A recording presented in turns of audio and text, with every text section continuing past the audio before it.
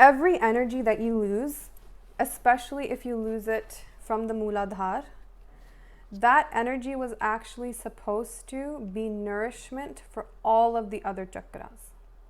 But now it's just been lost. So what was that nourishment?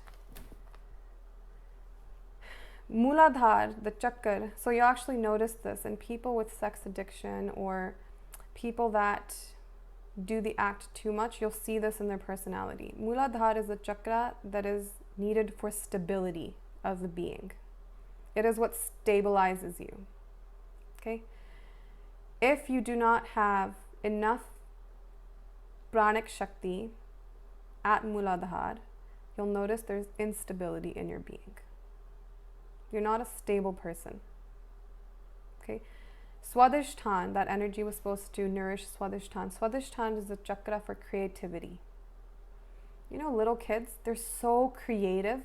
They'll figure out a way to get what they want. And they'll never be bored.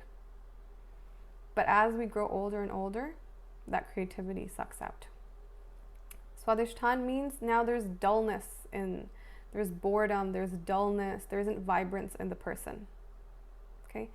Number 3, your navel center, Swadhisthana, that was supposed to be nourished. This is the center for power, willpower, sankalp shakti, that if I make a goal, I follow through that goal. And you'll notice people that release too much of their too much energy in sexual encounters, their willpower goes down. If they have a goal, they're not able to follow through with it.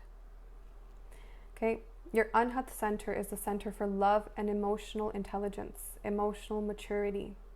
But you will never have emotional maturity, you'll never be understanding or compassionate towards somebody if you don't have enough energy feeding or nourishing your Anhat chakra. Okay, then you have Vishuddhi, right here at the throat pit. This is the chakra that purifies love, and it becomes devotion at this point. This is also the chakra that allows for stillness to overcome, so that you can actually naturally be very silent and your mind isn't on all the time. But if Vishuddhi is not nourished, mental structure very unstable, talky, moving, chaotic in the mind structure. Devotion, they don't feel devotion. Right? Other-centered living doesn't happen for someone whose Vishuddhi is very weak. They're very self-centered living, which makes sense, right? The chakras they're trying to preserve themselves. So you're living in this self-preserving mode because you don't have enough energy that you can now actually be living in an abundant mode. Then, that energy was supposed to give nourishment to your Agya Chakra right here. Agya Chakra is what allows you to be conscious naturally. It is a center for awareness, and you'll notice that if too much energy is going downwards, awareness is lost. Very dull, sleepish state of living.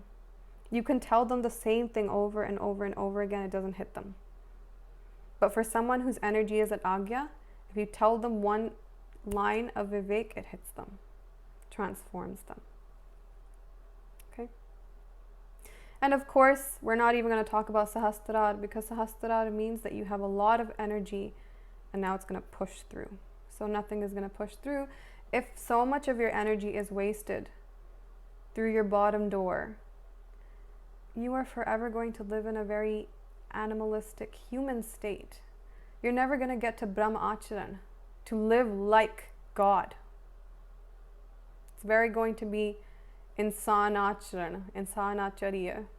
Instead of Brahmacharya, it's going to be Insanacharya, Manushacharya, or Janvaracharya, whatever.